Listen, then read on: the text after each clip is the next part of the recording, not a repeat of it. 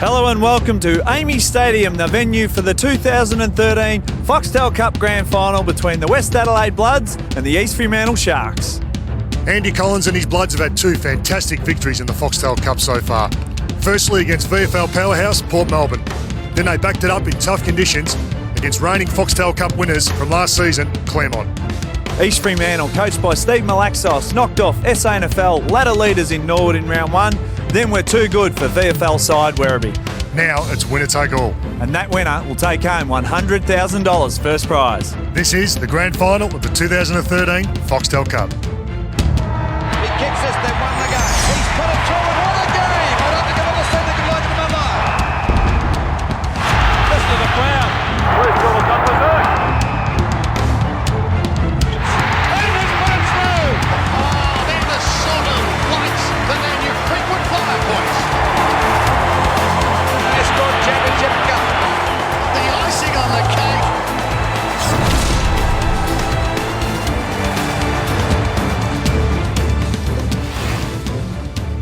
So from 10 contenders to 2 finalists, this Foxtel Cup is one win away for West Adelaide or East Fremantle. These teams putting everything on the line also in a bid to win $100,000 in prize money. Both teams most impressive in their 2 matches in this campaign. East Fremantle victories in the wet at Patterson Stadium and at this venue in Adelaide as they head onto the ground chasing another premiership in what is an outstanding history in the WAFL. Let's go back downstairs. Barry Hall is joined by the 2 coaches.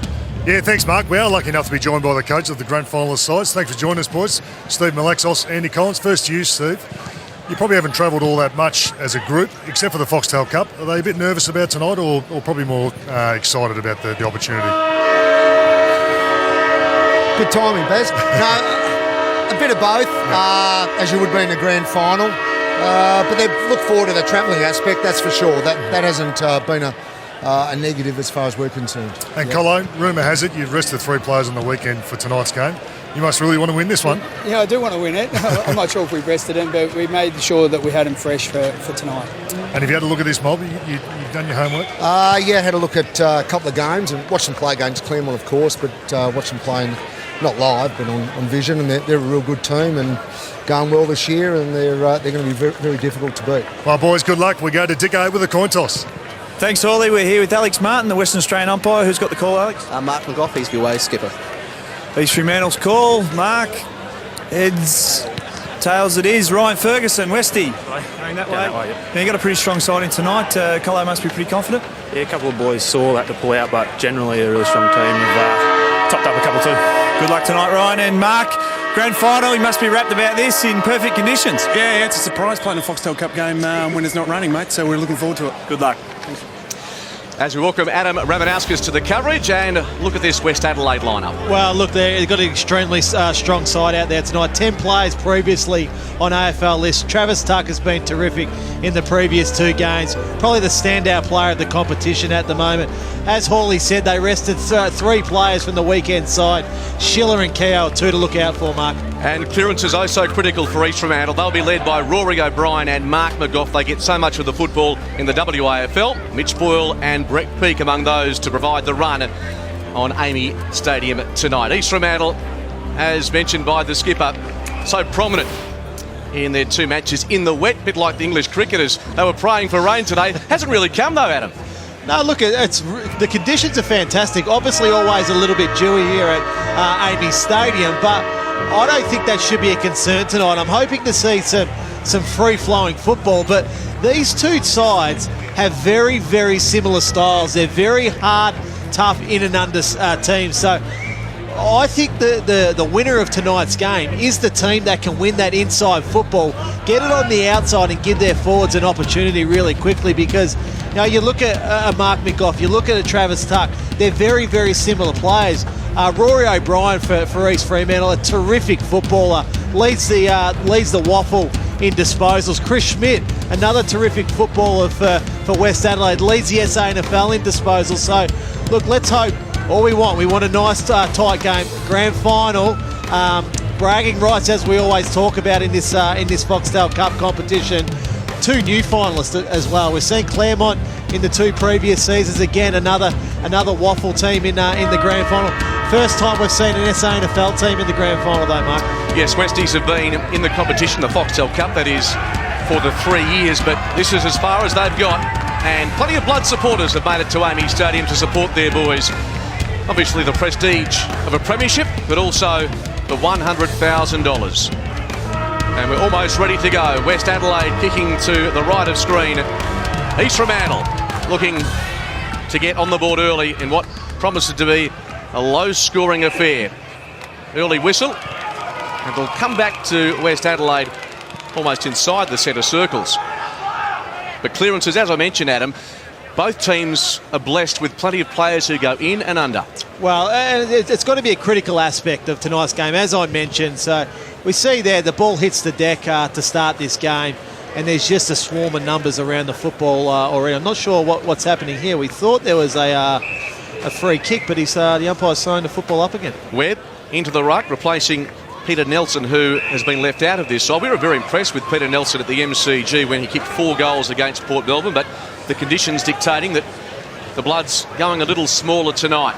Real scrap inside the centre circle. Smith, who didn't play in the semi-final. In fact, the acting captain on that night, and there's still yet to be a clean possession.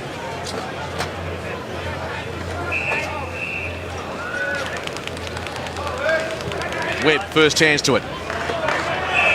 Tied up by Schmidt, and we look at it already, Baz. There's 3 stoppages to start this game of football in the first minute of the game, so expect it to be tight and tough all night. Pete soccers it to half forward, and going to ground under a couple of East Fremantle players is Beach. Mind you, Andy Collins, he's got a bit to think about in the midfield for East Fremantle. You got Mark McGough, Peak, and you got O'Brien, who's been one of the most dominant midfielders run around the waffle. He's got a little bit to think about. Bayliss drives it forward, but it's being repelled immediately. Kick to the wing, and the Bloods maintaining possession. Ball hugs the boundary line. 2 Sharks are there, including Stephen. Ball spills wide for Bayliss. Close to the boundary line. Dodd under siege. Hand pass missed the mark, and it's over the line. Well, very tense start by both teams here. You get the feeling they're just feeling each other out to see what each other are trying to do in this contest. But as we know in the Foxtel Cup, early goals are critical because 20-minute quarters or 7.5-minute quarters, no time on. So early goals are worth their weight in gold. You get ahead in this competition, you generally win the game. The guidelines, as we've played throughout 2013, 18-minute quarters. Schmidt lays off the hand pass and goes again. Comes inboard. East Fremantle with some numbers. And Curley gets involved. Sharks pushing forward of the wing. All partially smothered. And a clearing kick. Counter-attack is on for West Adelaide. Floating ball to half forward, and the mark taken on the chest. And that's 75 from home. Kicked by Burse, and he spotted his man really well. Wants to play on immediately. Poor kick on the left, really swinging viciously from left to right, and it's out of bounds on the full. Well, it's a tougher side of the forward 50 to kick from. There's no doubt about that. Not sure whether he was going for goal or not, but you really got to square that ball up. It's the toughest pocket in the league, and it's certainly ambitious having a shot from there. Ben McCready, it is lefty round, so we will touch on that through the course of the night. We need to honour the work of lefties in football in general. And the ball comes out the back. East Fremantle, surely the first score of the night. Dribbling ball, it's going right to the goal line and seen over in the end. Desperation there from Kerr. And it is a score, but East Fremantle, off the boot of Louis Cronin, would be hoping it would maybe got a little bit more on that. Boys, you mentioned the tight, tough start here. Andy Collins down here, a little bit more serious than we've had in previous games in the Foxtel Cup. just got the headphones in, as we know, loves a bit of music, but everything to play for tonight. And just briefly on the conditions, boys, we know here in Adelaide the 2 games have been wet. It's perfect conditions, no wind at all. We'll get a little bit greasy as the night go on, but as you said, Rama, the scoreboard pressure's critical early. Great pressure by Silverlock. Comes up the middle. Ferguson, inspirational captain for this team, didn't play in the semi-final, back for the big one tonight. Bayliss, toe pokes it wide of the congestion. Cross to Cooper, he hands it off, and the Sharks looking good through Tropiano. Rory O'Brien off the outside of the boot. Westie's defence under pressure here, looking for and finding the boundary. Well, it was lefty round, and he didn't use it. No left foot for the young man, but tried the check side kick, but you just got to lace that one up, give it a bit of air, give your forward a chance. Still yet to see a goal in this grand final with 12.5 minutes remaining before quarter time. Great pressure from both teams, and again we have a stalemate. Spoke to the East Fremantle coaching staff before the game. They thought 8 goals might be enough to win it. Well, that's been the common theme with West Adelaide, hasn't it? Low scoring, tight, hard, tough. They drop numbers back behind the footy. That's the way they like to play it. Just outside the 50 for East Fremantle. McCready gets on the end of a tap from Webb. Boyle a chance. Charging through Cronin, looking really lively early. Comes back. Hand pass from Henson. Now they spot a man out wide. And a scoring opportunity from a set shot is in the hands of Brad Cooper. A really smart play there, because easily... a quick handball here. And Peake, it's a floater. Still tough to mark in these conditions. And high contact, so... And Brett Peake's one of East Fremantle's better users of the football, so you can understand why that handball went to him. Just didn't execute that kick right. Mangan to the back pocket. Comes to Burse. Tumbles a kick, fortuitously perhaps, onto the chest of Filkey. Kicked a couple of goals against Sturt in really tough conditions on Saturday. Big win to the Bloods. And now you see West Adelaide have got to be patient now. They've pushed their numbers back. They're trying to clog it up in their defence. Now they've got to be patient. They've got no one really forward. They've worked hard now to get forward, but it's going to be slow coming out of the defence if they continue to play like this. Joel Tippett's kick wasn't bad. McCready spinning out of trouble. There's Schiller. Almost to the top of the square. Still got a hand to it. Kept it alive momentarily, but I sense it might have just hit that behind post. In fact, it is a behind as we go down to Ben Dixon. Thanks, Mark. Here with Nick Homburg now. A bit of a slow start, but what was Colo's early instructions? Yeah, we're just trying to really press down, close up their outlets and get the ball in deep early, put a bit of pressure, scoreboard pressure on them. I think we're doing it pretty well at the moment, closing out their outlets, so yeah, good start. Did Colo give you much on East Fremantle, how they play, key players in tonight's game? A few key players and stuff like that, but we're trying to focus on ourselves and just execute what we want to do, so yeah, that's it. Well, you're on, Nick. Way you go. Good luck. Here's Burst. Generous crowd behind Ben Dixon. Off the ground, Silverlock trying for something a little innovative. And once again, the ball deep inside the attacking 50. This time, though, for West Adelaide. Well, he's dead right. I spoke to Andy Collins before the game, obviously, and I asked him about the midfield of his opponents tonight. And is he going to lock down on any of them? And he said, no, it's all about us tonight. We're going to take this game on. So you can see their mindset. Kick around the body, almost to the top of the square from Rankin. There's a free kick. It will be a West Adelaide ball. So, a gilt-edged chance now. And that was against Jensen. I think he's worried about Stills. Michael Stills probably got a little bit of extra height for Jensen. So, just held on to Still there a little bit too long because he doesn't want him to get that run and jump at the football. Wearing red and black, not unfamiliar for him, having been on Essendon's list. It's taken a while for the first 6-pointer, but we have one now. First of the night to the Bloods.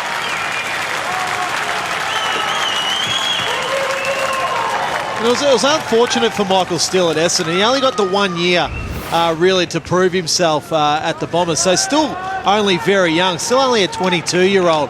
So still plenty of time on his side if he is to make it back to the AFL level. his strongest feature of his game is undoubtedly his marking. Very, very good hands when he has confidence in himself. Tropiano across to O'Brien, hooks it to centre half forward. Mangan with the spoil. Oh, charging through. Might have been high contact. In fact, it's been given a push in the back, so certainly on that occasion Tropiano earned the free kick. Oh, Schofield's kicked, run down. Tropiano goes again. Untidy from East Fremantle. Boyle helps out. Back to Schofield. Now McGough just outside the 50. It's a tumbler off target. Didn't make great purchase off the boot, and as a result goes to the right. Well, it's a good sign for West Adelaide. They're the little things you want to see as a coach. Just those little things, manning the mark properly. As they're in a little bit of strife here, but they're switched on. They're manning the mark. They're doing all the little things right early. So it's a good start for them. Although Chris Smith drops the mark, then gives away the free kick, and now Rory O'Brien, who, let's be honest, he's a ball magnet in the WAFL. 43 disposals against Perth on Saturday, the leading possession winner in the WAFL. Well, we're just seeing here, look, first in contested possessions, first in disposals, 15 clearances for Rory O'Brien. So one of the best players in the waffle. But an important stat is also finishing, and on that occasion it never looked likely. Well, we speak about the waffle. He's also been a standout player in the Foxtel Cup. Every time he's played the Foxtel Cup, he's been one of the dominant players on the ground. He's a superstar. Yeah, 33 touches and under goal against Werribee. He just keeps racking them up. West Adelaide dodge a bullet, although another turnover. McGough is on the end of it. Wasting some opportunities. The Sharks popping the ball inside 50, but Tuck slides in between two Sharks, and now the switch is on. Silverlock. Long ball, great kick for Beach, getting across though on the angle. Defensive work was very good by Reid. Comes back to Silverlock, around his body. Plenty of blue and white there. Mark was dropped. And now Bayliss can come away. Almost a half forward. Strong hands by Mangan. And West Adelaide work it inside the corridor. To the hot spot. Rankin caught out of position, and Dodd, the old hand, the former Docker, read it well, played his 200th senior game this year. Speaking of former Dockers, Brett Peake continuing his AFL career after spending some time with the Saints. Mangan, spoiled, then took the mark.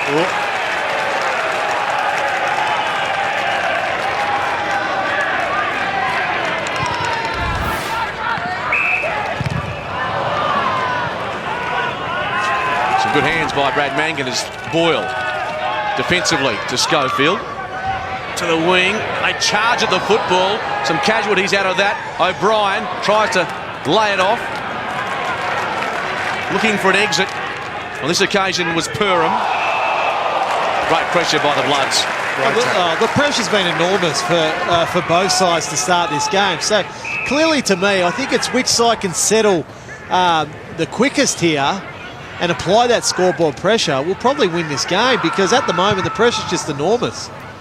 Long ball by Poynton, a late inclusion. There was Burse, still going at it.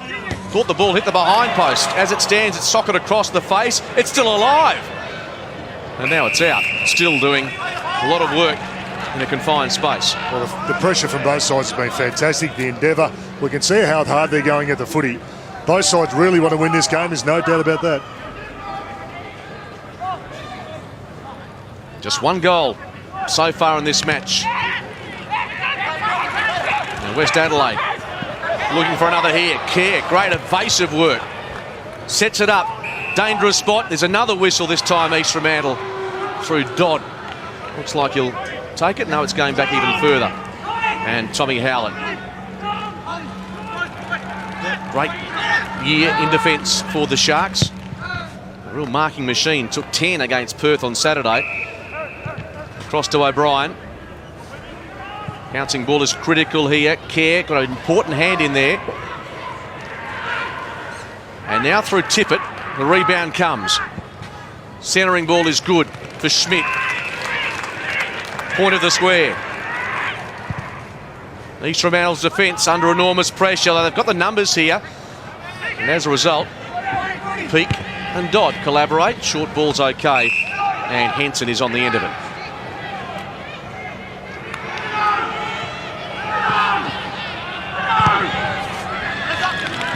Howlett, always in best place to take that mark.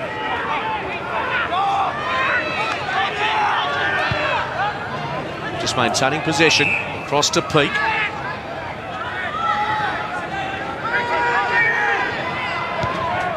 And to Tropiano now. This is smart play. You got to do this. If they've got numbers back behind the footy, you need to do this. You need to be patient. You need to try and draw them out of your inside 50 somehow so you can get some space for your forwards. And this is a really smart play from East Fremantle. Stephen forced to kick long. Young, is there a push out? No. Mark has been taken and paid. And so, dangerous kick, but it might come off. Ferguson tries to hit up still. Nudged out of it by Dodd. McCready comes back. Oh, road one, went down, holding the ball. Yeah, just a little bit slow there. You don't have time in tonight's game. Both teams love this pressure, love the tackles. We've already seen 16 tackles by both sides to start this game. So pressure is enormous out there. Got to get on the boot quick. Yep, 17 tackles in total. Let's go downstairs to Ben Dixon. Thanks, Mark. You mentioned the pressure's one thing, but the entries from the Bloods in the last 4 times, they just haven't been composed with the footy. They've missed targets and kicking to advantage. Your tall forwards that were deep down here, they're just not on their favoured side. They're kicking on the favoured side of the East Fremantle players. So just like this one here, doesn't favour the Bloods forwards. Just got to kick it to his advantage. It's playing into East Fremantle's hands right now, and that's why they're getting it out of their defence quite easily at the moment. Howlett feeds Schofield, and now Pete.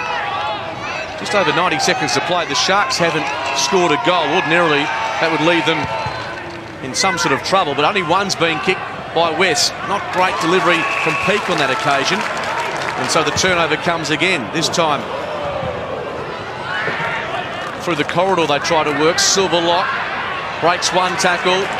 Release hand pass was okay. Comes back now, Schmidt. Across to Tuck. Partially smothered. Late goal, critical here. Still swamped by Sharks. Going nowhere. Great pressure. Well, Still's going to know he's in the game. He's probably been a little bit slow with the ball in a couple of occasions. We've seen the last tackle before. We've seen the quick hands he could have given then. He's just got to get up with the pace of this game and make some decisions a little bit quicker. Peaks over the football. Comes inboard, and perhaps a break now for East Fremantle through Stephen. Important ball to be won here. Going to ground was Perham. Thompson. High ball coming inside 50 for West. Juggling effort. Webb, is he paid? No. Goes to ground, and the umpire under enormous pressure there. Well, that was terrific by Anderson in the middle of the ground there. He laid that tackle against the bigger East Fremantle opponent. Terrific tackle. I was about to say, I'd like to see the replay of that. I reckon he got a fair piece of that. In a low-scoring match, those sorts of decisions can be critical. So it looks like East Fremantle will go through the first quarter goalless. Ben Dixon not far away from this action. Right here, Mark, actually, right behind the kicker. Once again, that entry from West Adelaide just on top of Webb's head. He's in the goal square now, calling it long. We want to see it to his advantage. He's going to drop short, but at least we've got a contest. There it is. It's exactly what they're after. It's the first time they've had to run and a jump at it. It's been kicked too long, but he's going to have a shot after the siren. Yep, Jonathan Beach, the man who had the sure hands, and he's been pretty good this year in front of goal. 26 in 2013, including a couple of goals against Claremont in the semi-final. That's exactly what I was going to say, mate. He's very good in that semi-final, Beach, so hopefully he can convert here and give West Adelaide the advantage. Big early kick. We're right behind it, and it thunders into the post. Low-scoring game, but it will be a tight one, you get the feeling. West Adelaide lead by 5 points. Andy Collins with some thinking to do. It looks like it'll be one of those matches where every team has to take their chances. The Bloods by 5 points at quarter time.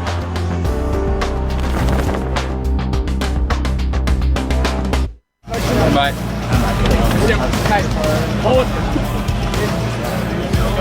Just spoke to his troop.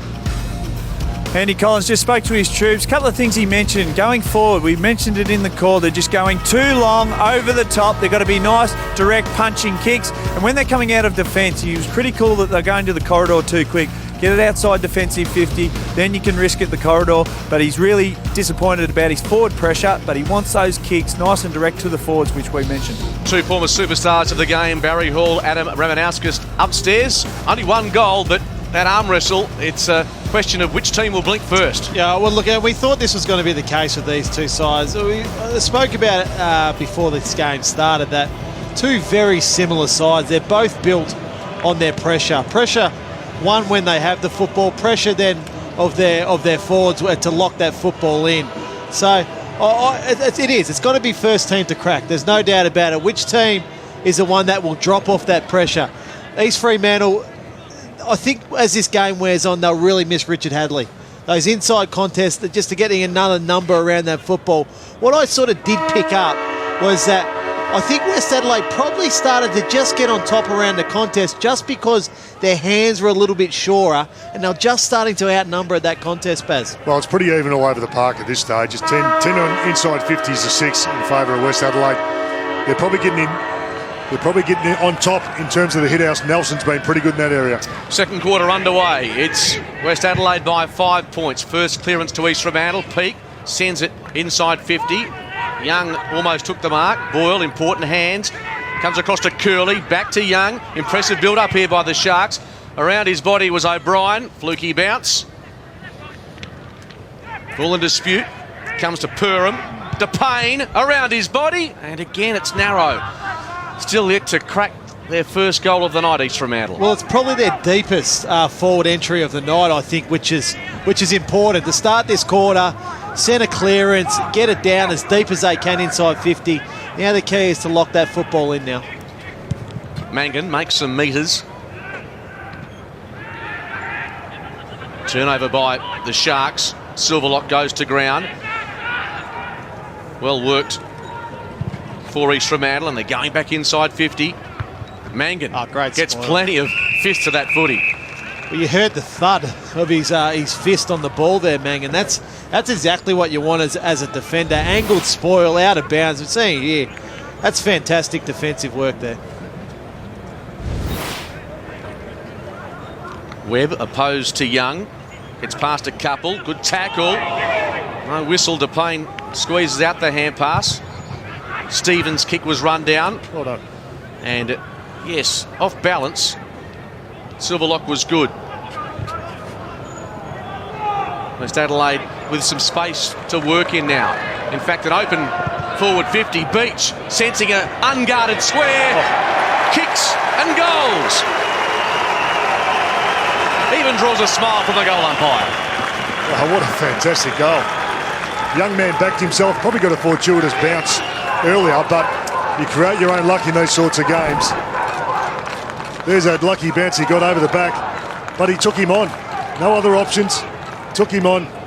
On the left, it's lefty weak, and bounced it through beautifully. It's very smart there, played by Beach, because he knew he couldn't go the journey on the fly, so he kept the football low. And as Ben Dixon said, it's starting to get a little bit dewy out there, so that football is always going to slide on. Cooper with a clearance. Silverlock saw it bounce off his chest, but it sits up for him, and he drives it to half forward. West Adelaide really on a bit of a roll here. Almost a full forward. Sharks can ill afford to concede another goal here.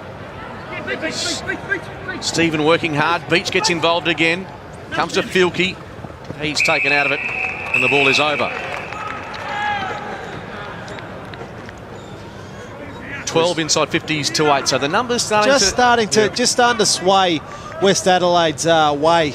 You know, leading possession. I think Silverlock's been terrific so far. He's had the 8 for West Adelaide. Peaks up to 9 possessions, and Dodd 8 for East Fremantle. Schmidt hooking it almost to the square, and the ball getting away from the grasp of Beach, who just seems to be getting very much involved inside attacking 50. Well, they look dangerous one-on-one, don't they, Ramon? They need to try and isolate their players, get them one-on-one, and just try and pump it in and put it to advantage side. Margin 11. Not big in the modern game, but certainly given East Fremantle haven't scored a goal, significant. Cooper dropped the mark. O'Brien there to help out. The run supplied by Peake. What can East Fremantle produce here? Well, both players went to ground. Young initiated the contact. Ball comes to Tippett, and a blind turn which sees him safely over the line. Well, been very impressive. West Adelaide, they're doing a lot right at this stage. We spoke about the inside 50 count. Starting to tip into their favour. They just need to make it work in a low-scoring game. Cooper hits it hard. Tropiano tries to go off the ground. Mangan, in fact, it was Kerr just diving in on the footy as we check in with Ben Dixon with the captain of the Sharks. On pretty early? Yeah, it is, mate. It's a grand final, so what you'd expect. And they're a big bodies team, so we're just going to make sure we use the ball a bit better than we have been in the first quarter. What was the main call at quarter time, Steve Malaxos? What was you critical of? I think we can get a lift out of our bigger blokes. We sort of got outmarked that quarter, and they just need to provide a bit of better contest in the air, and then just really use the ball smarter than what we have been, just bombing it long. Good luck, thanks. Thanks again. Mark McGough searching for some petrol tickets there, and I reckon Ben Dixon might be asking for a massage after McGough's finished with as well. Clumsy effort by Thompson, didn't give away the free kick though. Curley was there, couldn't get hold of it, and it will be an East Fremantle ball. Mitch Boyle, who has been impressive during this Foxtel Cup. Umpires are being pretty good, I reckon. Yeah, letting it go, just they're nicely letting it go a little bit. I reckon that's a really good thing. And certainly in tight games, tough games like this, you let those sort of ones go. The blatant ones like that one just then, you have to pay. But they've been pretty good, the umpires. So here's Mitch Boyle. We'll have to kick it further than 50. Just across the face. Numbers are with West Adelaide.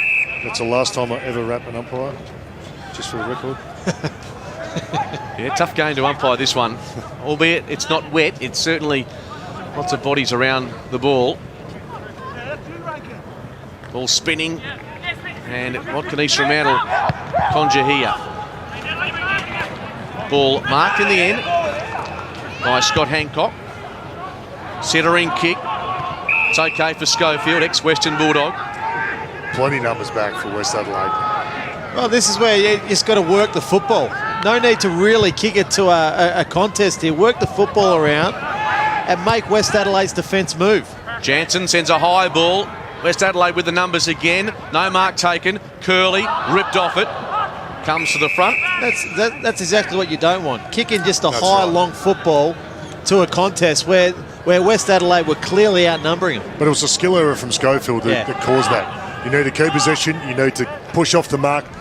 He stuffed the kick up and made his teammate play on, and then you have to bomb it in. Young, nice ruck work down to Boyle. Couldn't quite get the direction. McGough puts pressure on.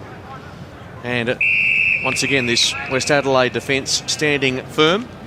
And being such a pressure contest that we're going to see tonight, when you do have ownership of the football, it's critical to be able to maintain that and try to create those scoring opportunities.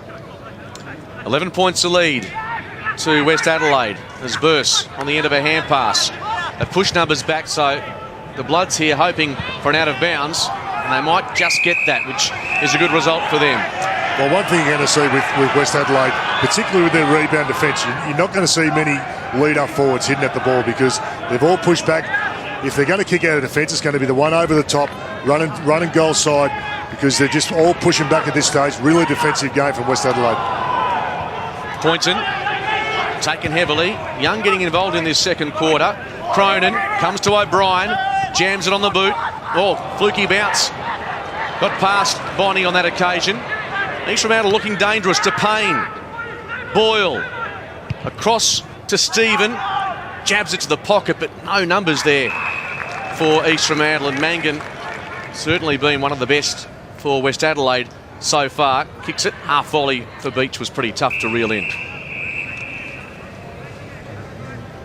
Yeah, and you look at that, and that's what you've been talking about, Baz, those long, high footballs into East Fremantle's forward 50. The intercept marks 8-3 already to start this game.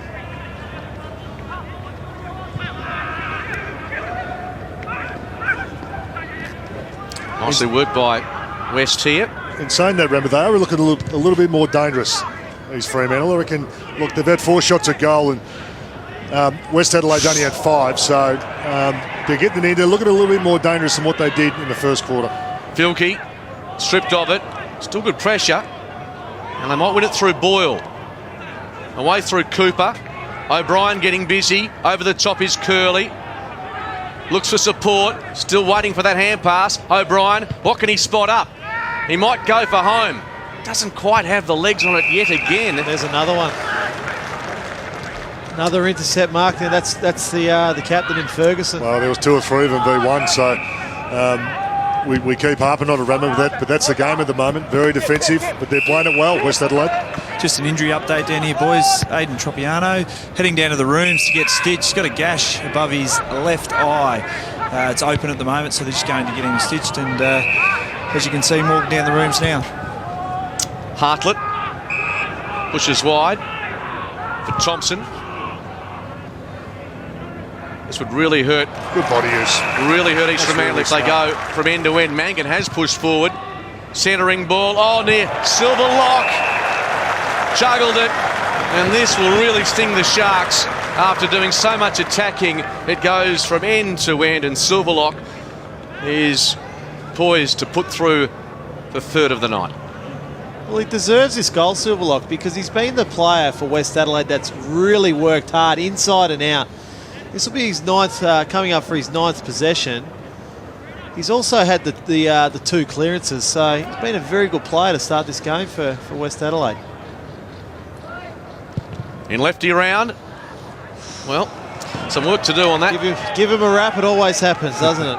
Always happens. Well, amazing that with football. Barry Hall does feel very outnumbered tonight with Ben Dixon, Adam Ramanauskas, and for what it's worth, myself, all lefties, and he seems like he's out on a limb by himself at the moment. How does it feel being the only right footer? It feels really good. Really good, actually. Use left footers can't kick in your right. Us right footers can actually use our left foot. We don't need to use our right foot, because all you right footers all think we're right footers. I'm glad you threw yourself in that mix, Mark, considering you're a right footer but you're left-handed. Yeah, that's a quirk of nature which I can't change. Let's go back to that marking effort in the forward line. Yeah, there's been a lot spoken about hands in the back and how to use your body. This is a great example, just nudging your man under the ball and not using your hands. As I said, there's been a lot spoken about it. That's exactly how you should do it. Just over 6 minutes to go before half-time. McGough gets it straight into Mangan. Poynton links up now. Chance for McCready. Westies inside 50 now, dropping the footy on that occasion. Holmberg. That's a great tackle. And Bayliss is rewarded. Surely they won't go to half-time goalless. Terrible kick. Turnover comes. The Bloods attacking. Burse. Long ball on the way. Has it got the carry? No, great defensive work. Great defensive work. That time it was Reid getting back, getting a fist to it. And certainly it may have been a goal if Anderson's kick had more carry on it. Well, that was goal saving there by Reid because the West Adelaide players, they were all front and square to that contest. There's probably 3 or 4 of them that were getting there. So that football had to go through for a behind. Otherwise, Westies would have scored. Real speculator off the ground. Schofield takes it. Chance now for Dodd to run and carry. Thought about it, putting it to the ground. Lays it off to the wing. Has to go back and get his own ball. Hand pass inboard at the feet of his teammate. And not too tidy there from the Sharks. McCready worked off it illegally. Thompson paid the advantage. Silverlock out of position. Pushing back. Bayliss played it well. McGough goes to ground. Chance for Silverlock. Hand pass was too slick on that occasion for his teammate. He goes back and will not be denied. Holmberg puts his head over it. We probably haven't seen a clean passage of play for the whole night, and which is what we expect in the grand finals. We speak about ball use going forward. You see the corridor there. You see 4 West Adelaide players They've been pretty good in terms of scoring and inside fitness, but in a low-scoring game, you've got to hit up those blokes. It's a clear shot at goal, and you just got to use them. Smart ball use, you need it. Nice work by Curley to peak. Now Young, the big man, lumbering, looking, hoping for a mark. Getting back, a hand Simmons. Cronin looking dangerous. Gives it back to Simmons. Kick was smothered. Great desperation. Thompson out wide. Going to ground was Bonnie. And so another chance. Simmons. Almost to the top of the square. Schofield acrobatically but pushed his opponent in the back. And really well done there by West Adelaide. They got the numbers back a lot quicker than East Fremantle were able to get numbers forward. So outnumbering them in their forward 50 again, West Adelaide. There's a little bloke slipping over, Mark, and one thing Paul Rouge used to do, if you slipped over, first thing you'd do at quarter time was go and have a look at your boots. If you didn't have screws, he would tear strips off you. Certainly cost both teams scoring opportunities tonight. West Adelaide with the ball intended for Poynton. Cooper was there, spills out the back. Here's a certain goal. Silverlock dribbles it home. Jesus, he's been good, hasn't he? Getting really ugly now for East Fremantle. Only 19 points. They just can't find a way. They can't find a way, but that's, I think, what West Adelaide have been working on for this entire quarter, is that to get the football into an open forward line where they can allow, because they don't have a tall forward structure really. So they really want that football to get to ground, to allow the smaller players like Silverlock to really swoop on. They made the surprising move before the game of leaving out big Peter Nelson, who'd been a really good player in the Foxtel Cup. It's paying dividends in this game at the moment. And they'll pump it forward again. Tuck. Here's Rankin. Got the hand pass from Keogh. Still charging back is Rankin. Almost to the goal square he goes. Good tackle. Taken down. Well played there on that occasion by Jansen. Not sure what the music of choice is at the moment for Andy Collins, but I'm sure Ben Dixon will get an interview of Colo at some stage and he'll find out. Ball kick by Jansen. Now Peake under duress, and West Adelaide defensive forward pressure just brilliant. Well, that's what Andy Collins wanted at quarter time, that forward pressure, that harassing. And with little acts like that is locked into their forward line, they've got a forward stoppage now. He'd be really pleased, Andy Collins, no doubt. Just over 2 minutes to play. Webb went early, hit Young. Webb still goes. Got boots a ball, and it stays alive momentarily. But I guess the question we have to ask at half-time is what can East Fremantle do to change not just the momentum, but the way West Adelaide are shutting them down?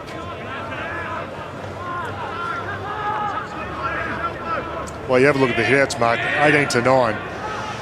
Webb, who's come in as a ruckman, has been fantastic for them, and they're starting to pay dividends in terms of clearances and getting the ball inside 50. Beach off a step, had no time, had no room, but somehow he hits the target. Another lefty. Stop it, you blokes. We can't be denied, Baz. We can't be denied on that left foot. And milking this man, Jonathan Beach. Well, you look, that's his second goal in a low-scoring game. These goals are worth their weight in gold. And look, it's a scrap. It's a scrap out of there. Beach there just fakes to the right, back onto his left foot. It's not pretty, but that's what West Adelaide doing. They're beating him in these critical little 1% areas at the moment. That ball just slipped out and just fell into his hands, but able to steady and kick the goal. East Fremantle staring down the barrel at this point, getting plenty of it, but being denied by this West Adelaide defence. Bonnie spoilt by Peake, and West Adelaide supporters really rallying to their team. Well, if you just switched on the TV and seen the score, you'd probably think not alarm bells being the second quarter, but in a low-scoring game like this, it's got to start to get worrying. You've got to start to change your side in terms of what Steve Malaxos does at half-time. He's got some real concerns. Smith is off the hand pass. Now Filkey. Silverlock involved again. Beautiful use. Great vision. And they might be away again here. Burse to half forward. A bit clumsy on that occasion by Jansen. Poynton taken down by a couple. East Fremantle's commitment can't be questioned, but certainly their effectiveness not up to scratch at the moment.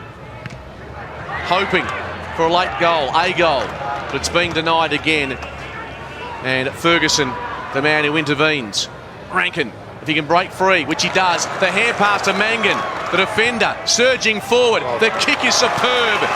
And Hartlett really had no other option but to take the mark in the pocket. That was brilliant football by the Bloods. Well, that all come off the back of work rate. And the run and support your teammate. It was a 2-on-1 on the outer side wing. The run and support, and he got the rewarded run. You see there, take the ball. Look at this skill. Straight on the chest. You can't complain. And he's a right-footer, boys.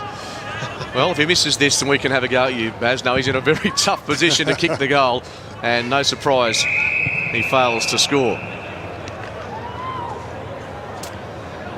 But honours certainly with West Adelaide in this first half.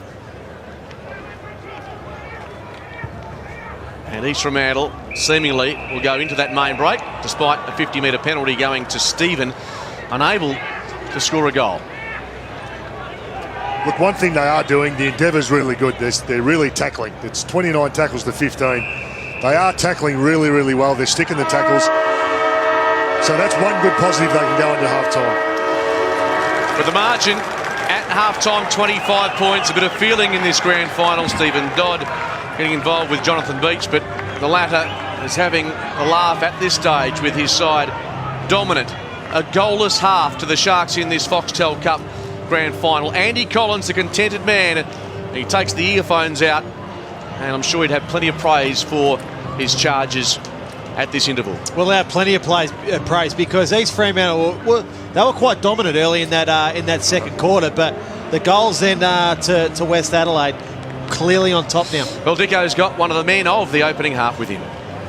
Thanks, Mark. Tate, what a start. Colo, be absolutely wrapped with that. Yeah, definitely. We seem to be taking the game on, which is under the orders, and we seem to be pressing up really well. So it's helping our defensive line, attacking from there. So it's going well. You're critical at quarter time about your forward entries, straightened up that quarter, kicking 3, but yourself getting amongst it, bit of forward pressure. It's amazing what comes of it. Yeah, the pressure's unreal.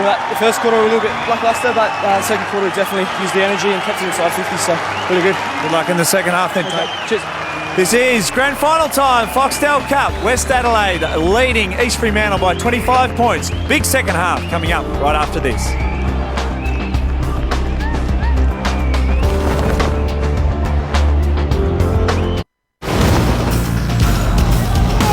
West Adelaide with some space to work in now. In fact, an open forward 50. Beach sensing an unguarded square. Kicks and goals. West Adelaide with the ball intended for Poynton. Cooper was there, spills out the back. Here's a certain goal. Silverlock dribbles it home. Just very good, hasn't he? West Adelaide dominating this grand final of the Foxtel Cup for 2013. They lead by 25 points at half-time. The Sharks held goalless. Jonathan Beach with 2 goals for the Bloods. Very effective inside attacking 50, and some big numbers being racked up there. Schmidt and Silverlock with 12 apiece. Brett Peake and Rory O'Brien leading the way for East Fremantle. But a goalless half for the Sharks. Having said that, Adam, there's no question the intensity, the tackling from both sides has been outstanding. Well, the tackling's been enormous. The numbers are quite significant. 29 tackles to East Fremantle, 15 to West Adelaide. But I think now you're looking at the scoreboard. East Fremantle need to turn these tackles into possessions because clearly they're heart of the contest and clearly West Adelaide are first in for the football. So, for East Fremantle to get into the game, they just needed now to get their hands on the football, try to open up this game and run and carry that football a little bit more. And certainly, Barry, when you look at the scoreline, it's obvious they're more effective, the Bloods, going forward. But I guess their long kicking inside 50 has been telling on many occasions. Yeah, it has, and we're going to have a look at a few here. Look, they're not perfect kicks, but they're in dangerous spots. They're trying to get one-on-one, they're trying to isolate their players. As I said, I'd like to see probably a little bit more of a controlled kick, but they're all in really, really dangerous spots. They're at 19 inside 50s in that half. And you're played as a backman, Rammer. When it's coming in thick and fast like that, in dangerous spots, you get really, really worried as a defender. Oh, no doubt. And I think it's what it is. It's multiple entries now starting to happen for West Adelaide. You see there, Silverlock getting on the end of that possession. And here, you look at the pressure. The pressure's great there by East Fremantle, but they're just outnumbering them, West Adelaide, at the contest now. Beach for his second goal of the game. Just really classy finishes. Absolutely. Well, plenty of thinking to do for the coach of East Fremantle, Steve Malaxis. Let's go downstairs. Ben Dixon is in the Sharks' rooms. Thanks, Mark. And Steve, firstly, not the start you wanted, but got a half a footy to go. What did you identify at half-time? No, it's a long way from what we wanted. We've got a number of individuals down, so you haven't got much chance to let some of them lift and start playing better. But we've got to, West Adelaide are clogging up our forward line. We've got to send more numbers in there.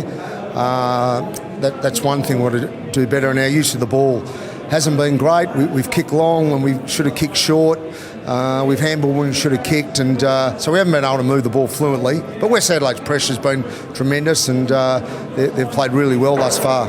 So you identified the work rate side of things, getting back, saturating their forward line. They've had 19 entries that half. Is there any structural changes you've made to your lineup?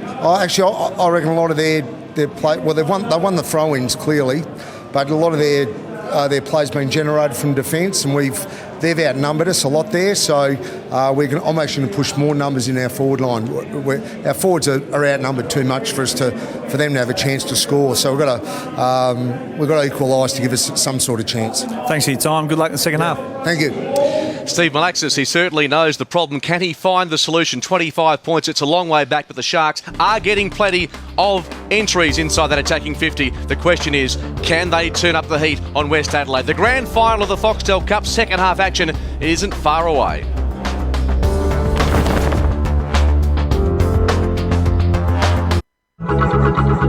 The Giants' Zach Williams joins Lockie Whitfield and Adam Tomlinson as a NAB Rising Star nomination in 2013.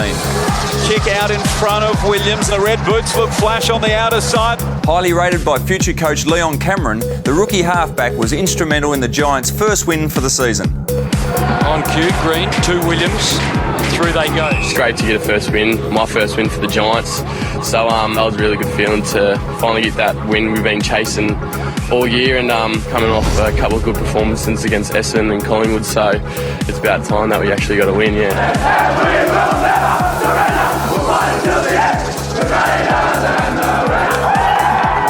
We've been actually playing some really good football at the moment, so we try not to think about losing too much or anything like that. So we just focus on what we can control, and obviously the boys are pretty confident going into the next 4 games, so who knows what could happen.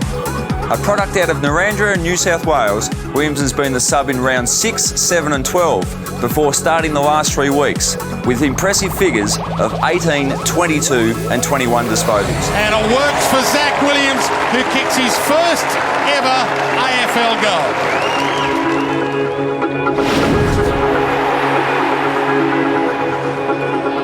Andy, a lot to like about the first half, but I think ball movement was a critical part. Yeah, look, obviously we spoke about that at quarter time. We've probably been a bit anxious with the ball. We didn't have really good inside 50s. We're a bit loopy, a bit anxious in regards to bombing the ball.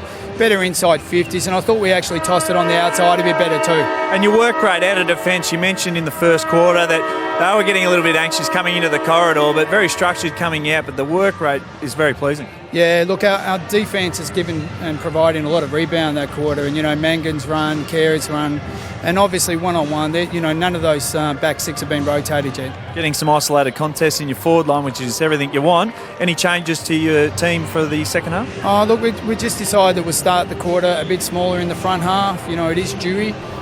Get some better forward pressure there, and then we'll rotate tall and small as the quarter goes on. Good luck, Adelaide. Thanks for your time. Thanks, mate. Pretty contented Andy Collins, and one of their prime movers, as suggested, is Chris Smith. So far in the DSA-NFL, first in disposals, a clearance player of high quality as well. He's an elite midfielder for the Bloods, and of course certainly leading the way tonight. Well, you can see he gets a footy quite a bit, and tonight there's no exception, there's no doubt about that. Let's see if he can have as big an impact in the second half. 12 disposals so far for Chris Smith. Now, we heard from Steve Malaxis as the Sharks gather. His solution, hopefully, is to push more numbers inside the attacking 50 to try and make sure that numerical advantage to West Adelaide isn't maintained. What's your view? Well, it might sound a bit funny to the viewers at home, put more numbers in there. West Adelaide are flooding numbers back. What Stephen Lexos is trying to do is man them up, man those blokes up and lead off them. So what they're going to do is keep possession of the ball, lower their eyes and hit up those blokes. It might be a 15, 20 metre kick. It's a game of inches now going forward for East Fremantle. They've got to go and man their opponents up in West Adelaide if they're flooding back, and actually use them as a starting point to lead up and try and make a play on the scoreboard. Look, I think they need to run the ball at West Adelaide's defence a lot more, because at the moment, as we've been speaking about all night, the ball's just been bombed in a lot, and that's really suited the West Adelaide defenders, as we saw by the intercept marks throughout the game. So they need to run the ball through handball and force the West Adelaide defenders to come out at him to then create space behind them, Baz. Well, I guess West Adelaide are getting exactly what they want at this stage. Exactly. They're getting numbers back. They've got an open forward line themselves. They're going to run and carry the ball. They're going to kick it over the top in terms of kicking the goal side. They can run onto the footy.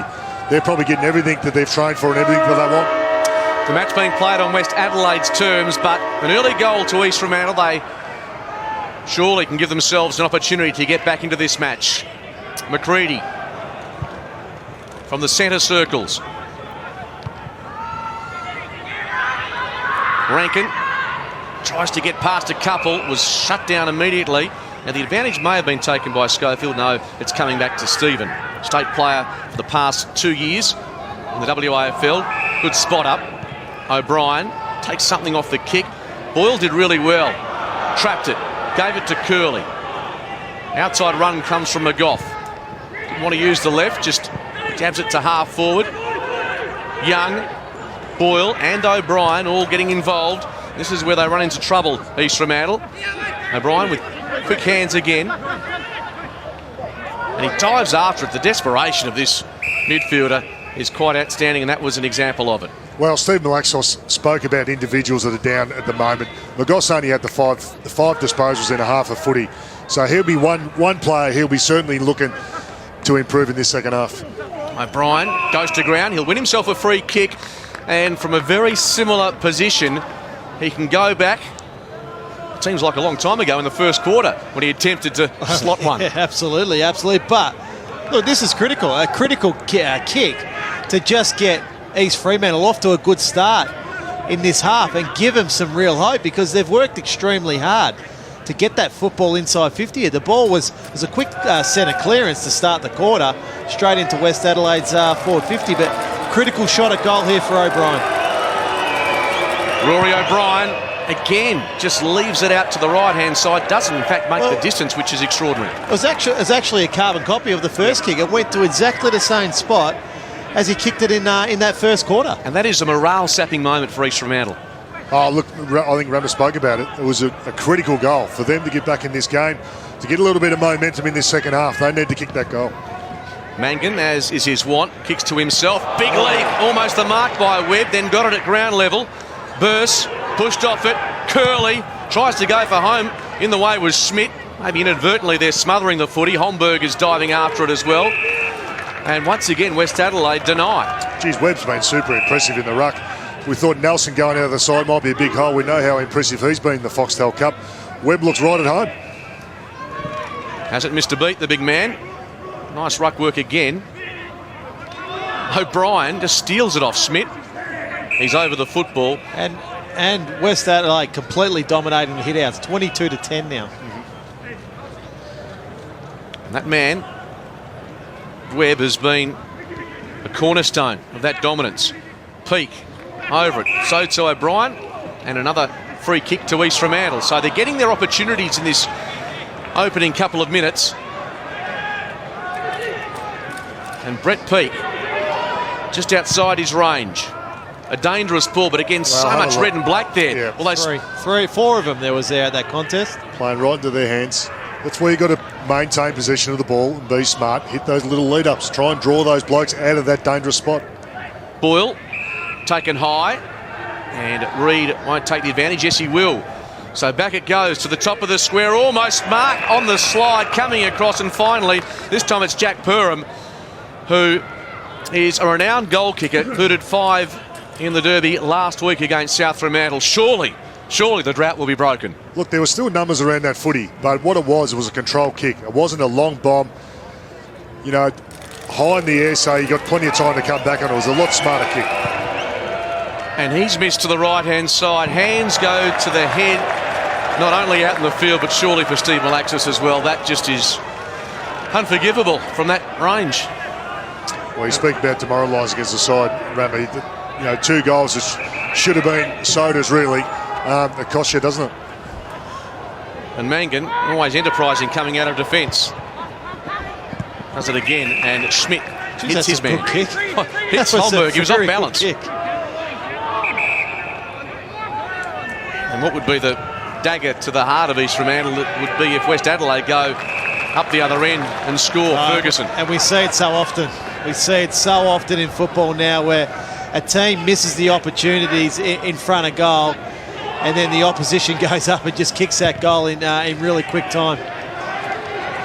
Numbers are with the Sharks here. Simmons dropped what he might have taken. It is a slippery night still. The fact there's no rain is almost irrelevant in Adelaide, as Baz talks us through some of the entries that take place inside 50. Look, Steve Malaxos spoke about getting back, trying to man these blokes up. Look at that. 4v1 flying for that contest in a dangerous position. They need to get back. They need to man them up. They need to lead off them and make them hurt. Cronin's quick kick, bit of a chaos ball inside 50. Young had it a while. Ferguson spun, tackled high. His kick is a little shaky as well. McCready is there to mop up though. Not overly convincing at the start of this third quarter, West Adelaide, but they're doing enough. Silverlock, short ball's okay.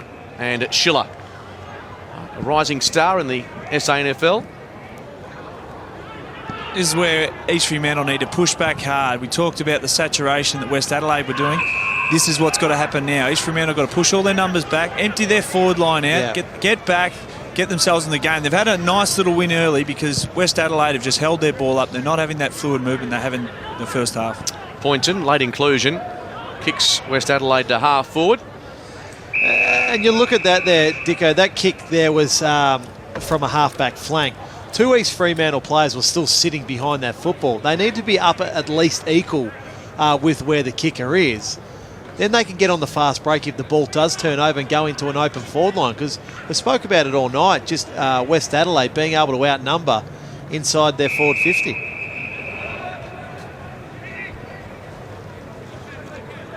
Margin is 23 points. But that's the illustration there. To open your forward line up, there's 3 pairs in there at the moment. Look how far they're apart. They're all one-on-one. They're all being really smart in terms of being dangerous forwards and not running in each other's spot. McCready gives them a chance as well. Keogh was there, so too still. And that's the key to any forward, Baz. All you want is as many one-on-one opportunities as you can get. And you speak about it. A defender's always going to be nervous if it's coming in one-on-one. The defender's always looking for a bit of help over the top. Well, if it's a smart control kick to the favoured side, you would have been there many times in your career, Ramo. It's very, very hard to defend. Absolutely, and that's all that you want as a forward, to have that opportunity. Schofield's clearing kick. Anderson had a fair piece of it. Goes again. East Fremantle a chance if they can get it out the back door here. Ferguson, though, scrapping for it. The captain pushes it forward. Tuck, characteristically, making metres. Peake is there to clean up. And just hurried ball. Great courage. Well done. From both players. O'Brien going back with the flight. Curley was there, but he was beaten to it. And West Adelaide would be pretty happy with the commitment shown on that occasion. You love that courage by both O'Brien and also Thompson to come in and affect that spoil, but both of them just bounce back up. Another whistle. And they're going to find a way, East Fremantle, to open this game up now, to try spread it, to try get plenty of run and carry. Brett Preake's one of those players that can do that. He's getting tagged now. Someone's sitting on him. Andy Collins has identified he's that run and carry player that they need to shut down.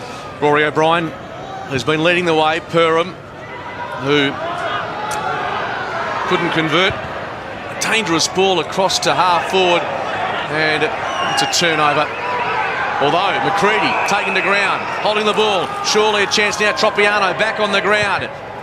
kicking for, and finally the drought has been broken, and Scotty Hancock has gone up the ground and says, I'll show you how we do it. Well, look, the idea was right. The skill level wasn't. They nearly coughed it up, but fortuitously they won the ball back. But this is where you just got to keep possession of the ball. Skill error was a good tackle in the end. Great pressure from him, and that got him the ball back. But they've got to clean up a little bit in terms of, as I said, keeping control of the ball, keeping possession of it, being smart ball users going forward. But if that's going to be your bare minimum in terms of getting the ball back, putting pressure on the opposition, it's not a bad start. We're just having a look at Mark McGough there, 10th in the waffle in disposal, and we've always known that he's been a real clearance player. One of their guns has got 5 clearances tonight. Bouncing ball, still keeps it in front of him, and would be happy with that result, a stoppage. Just over 8 minutes to go before three-quarter time. That was 5 disposals for Mark McGough tonight, so down on his usual numbers, not 5 clearances. Well, now you look at the scoreboard, it looks more doable from East Fremantle's point of view. If they'd have nailed a couple more goals like they could have, the scoreboard would look totally different, no doubt. A danger looming here. West Adelaide conceding ground. Cronin, Dodd, heavy physical work there, charging through, unable to take it with him was Keogh. Now Rankin brushes off Cooper, kick doesn't match that intensity and across the face, but East Fremantle perhaps entitled to dodge a bullet or two. The issue is for West Adelaide, in a low-scoring game, when they've really dominated, East Fremantle can get back into this game quite quickly. It's just capitalising on their finishes, capitalising on their inside 50s. That's started to even up now. It's 25-18, but they're starting to get their hands on the ball, starting to maintain possession for a lot longer now. Good mark and kick by Simmons, and also sure hands taken by Tommy Howlett, just pushing up the ground. He is a marking machine, a tree lopper by trade. No, but he's shut down by Thompson, and he really does cut him down to size there. Important to get back off your mark. Great play, yeah, exactly. It's an offence not to get back off your mark in that situation. You shouldn't get the ball smothered there. Another goal before three-quarter time, providing East Fremantle don't concede one themselves, and this game is on. It's up for grabs, no doubt. The momentum swung back in the favour of East Fremantle, but they just need to capitalise it. Rami, you've spoken about it. You need to capitalise on all your opportunities in a low-scoring game like this one. Could do worse than look at the showdown 48 hours ago to sense that there's an opportunity for East Fremantle. Terrible kick, but falls to O'Brien, goes to Pete. O'Brien goes back and retrieves it. He hasn't got much support though. Burse, hand pass going nowhere. Cleverly done by Rankin to Silverlock. Now to beat some prime movers getting involved for the Bloods. To the 50. Spoil came from Dodd. Cooper mops up. And he's received a free kick for a push. Well, you can hear the Bloods fans, they're pretty vocal at the moment. They can sense a momentum shift. So they need to dig deep here, West Adelaide. Certainly around the Bloods can't afford just to try and save this game. They must go and continue to try and win it. Down the ground. Young, the recipient. Harlett and Young here having a great duel here on the wing. O'Brien. He received a free kick before from a punch in the guts. These two guys having a great go. Now McGough's long ball. Howlett, very good overhead normally. He's got 2 to beat. Still there's a chance. Going to ground to Payne. Spinning Anderson. Interception. Peak on his left. Oh, he would have loved to have pulled that back a couple of extra metres. But they're coming. Yeah, they're definitely coming. And we had to listen to Steve Malaxos at half-time. He wanted to commit more numbers forward. It's starting to work now, I think. Yep. They're starting to get opportunities, starting to get shots at goal. Look, they're not going to kick big bursts of goals. But what they're going to do is they're going to arrest the momentum back. They're going to score 1 or 2 goals and get right back in this game. Good mark by Young to O'Brien. The switch is on. McGough getting a bit of it. Dodd, he can go forward and he can kick a long ball. This time it's fading again. And missed opportunities continue to haunt the Sharks. A lot better build-up to this one, though, boys. They went around the arc this time. They just didn't bomb it away. They know West Adelaide had the numbers back. Going around the 50, a lot better structure toward their forward line. At some stage, though, they need to put the score on the board. Well, they're significant numbers now at that time in forward half, but 65% to 35% in this quarter. We've still got 4 minutes to go in this quarter, so one more goal, and it's going to make West Adelaide very nervous going into this last quarter. Furrowed brow for Andy Collins, getting more concerned by the moment here, and a bit of feeling in this match, as you'd expect, with a grand final, $100,000 at stake. Well, it's their prime movers that got him back in the game. O'Brien's had 22. Peak, as we've seen before, over shot a goal. He's had 16 as well, so they've got a hell of a lot of the footy and got him back into this game. Young's been really good. Hand pass by Hancock, missed the mark. Going to ground was Curley. On the other side for West Adelaide, Travis Tuck's been reasonably quiet tonight, only to 9 possessions and 3 clearances, so probably down on his usual output. Stephen, again, pretty close. It's missed to the left. They are peppering. They are coming at every possible chance, East Fremantle, but they can't find enough goal-scoring moments. Well, they've just got to hold the fort here, West Adelaide, because East Fremantle are having their little period in the game now where they're dominating. Another long ball, Webb from behind. Burse, he's cornered. There's been a significant shift in this quarter. East Fremantle are just on the kick-outs going man-on-man, just pushing their numbers, and when the balls overlap, they're just front and square to the player. With this pressure, they've got themselves way back in this. Young's been instrumental in that. McCready rides a strong tackle. Bounce fortuitous. And Rankin receives. Plenty of blue and white there, and Cooper on the up by hand. Tackling's been good. To Schofield, over to O'Brien. East Fremantle, a wave of blue and white. Charging through Bayliss. Can they get a mark? Inside attacking 50. Not again. Dropping the ball on that occasion. No whistle. Boyle, great pressure. Comes to Hancock. Howlett rubbers the ball. Possibly had a few more moments than he expected. And from very close range, another blown opportunity. Just having a look at Steve Malaxos there. He is very, very upset with how Howlett's usually a defender, Baz, so had a sniff of the goals and he wanted him. Remo, I'm frustrated. I can imagine what the coach is feeling like. I want to send Ben Dixon into the coaching box for a moment or two. Not a chance, the way he is very animated in there at the moment. Bonnie makes about 40 metres and Filkey is happy to see that ball over. 10. 1 goal 10 now. Yep. Well, you can't win games of footy like that. Maybe you can. Maybe you can kick 5 goals straight in the last quarter. Well, look, they're dominated play, and we all know that. But one thing that separates good players from really, really good players is the finishing. And we can see that from East Fremantle. Just the finishing is just a little bit off. If they can clean that up, you know, the last half of this quarter, we've got a couple of minutes to go in this quarter, and the last quarter, they could snatch this game, there's no doubt. They'd love to have Ryan Lester-Smith out there. He's injured. Brad Dick, of course, a forward on the West Coast list. Not available for tonight's game after playing on Saturday. So a couple of real forwards that have some polish unavailable this evening. Yeah, and that's showing. I think we see Howlett, who's had to move into the forward line in this third quarter just to give him another marking option. But, you know, in saying that, I think it's been effective in this third quarter. They just haven't been able to add some goals. They've kicked the 1 goal. It should have probably been 4 or 5 goals for this quarter. Could have been in front, believe it or not. Yeah. After trailing by 25 points at quarter time, now the assignment is to not give away a goal with 90 seconds to play. Bonnie around his body. Rankin the spoil. Charging through his Filkey. Tuck, a little quiet by his standards. Has a little bit of time to assess the options and puts it into a dangerous spot. Beach was loitering, still was there. He goes to ground. Umpires have been lenient tonight. And I think they've done a pretty good job. Dare I say, boys, Andy Collins is listening to a bit of Queen at the moment. Pressure, dum dum dum dum dum. Oh, Ben Dicko. Stop it. Webb hooks it down. Still dangerous moments here for the Sharks. Young being instrumental in this quarter. Thompson charging forward. Great tackle by Boyle. No, it lingered. Well. Excuse me, I'm going to go to the toilet and vomit after that call from Dicko. Out of a cheese factory.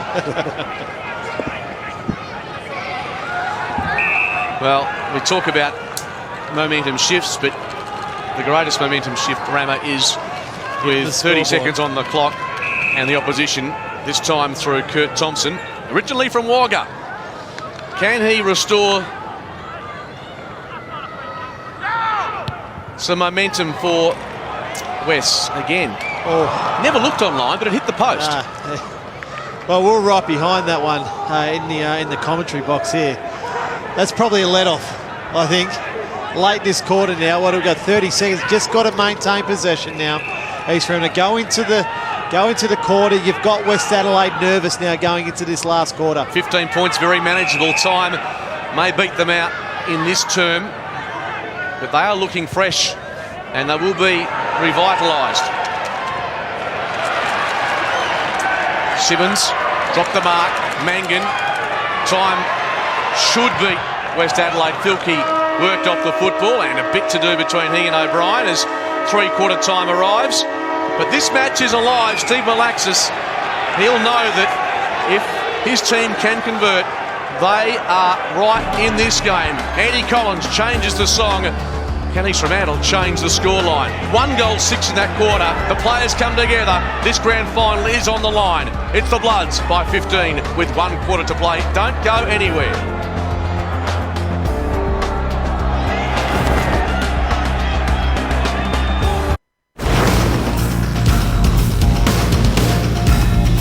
This Foxtel Cup Grand Final has genuine feeling. Rory O'Brien, Aaron Filkey came together on three-quarter time. In came Jaden Schofield. It was on. Plenty of pushing, plenty of shoving, plenty of heated discussion between the players and bodies going left, right and centre. This Grand Final means plenty. It is very much in the balance at three-quarter time. And these teams, they don't like each other, let's be honest, after what happened at the last change. But West Adelaide still hold advantage. They lead 4-7-31 to East Fremantle, 1-10-16. The Sharks in that quarter booting 1-6, clearly wasting their chances to be a lot closer with one term to play. So much to play for. Barry Hall, there were no uppercuts in that foray, but you've got the Foxtel Cup with you. You love that, didn't you? Oh, I certainly do. This is why tempers are flaring. They want this cup. Don't worry about the $100,000 check. They want this cup. Geez, it was great down here, wasn't it, Dicko? I didn't know. I was in amongst it. Didn't know who to stick up for. I thought I'd get involved, but then I thought, no, I better not. I was looking for Travis Tuck. He thought he was in the backyard with Shane belting the living suitcase out of each other. But one thing about the Heat, $100,000, as we mentioned, the runner-up 50, 15 points. East Fremantle, they closed in the third quarter. It's all up for grabs. I can't wait. As we see, Steve Malaxos here. He came out, he was amongst it as well.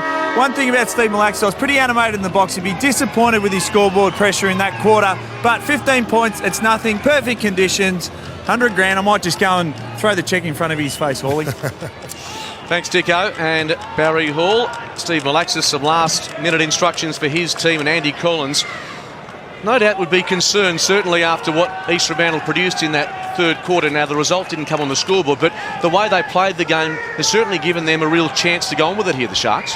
Well, it has, and I think what it was there is they started to get a little bit structure when they were moving that football forward.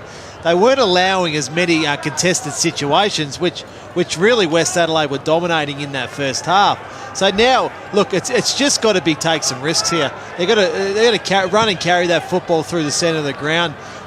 East Fremantle. It's not about saving the game either here for West Adelaide. West Adelaide need to kick goals. They need to continue to apply that scoreboard pressure. 11 scoring shots apiece. The margin 15 points. Last quarter underway. McCready hands it across to Tuck, and now Holmberg, and good chain of hand passes. Kerr running and kicking to half forward. Interception by Andrew Stephen. Oh, terrible ball. Beach read it oh so easily.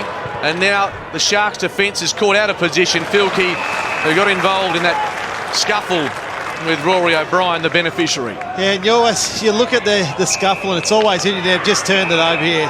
That's really undisciplined play there by West Adelaide. I think can't quite see who that is, but it's Mark McGough who sucked the West Adelaide player in there. But what I was going to say, it's always interesting to see who responds the best after those scuffles. It was Webb who infringed. McGough took it. Again, the kick wasn't great. It might end up okay. Reid, O'Brien, first goal would be just what the Sharks ordered. Charging out was Anderson, kept his cool. And now Kerr does just that with the kick.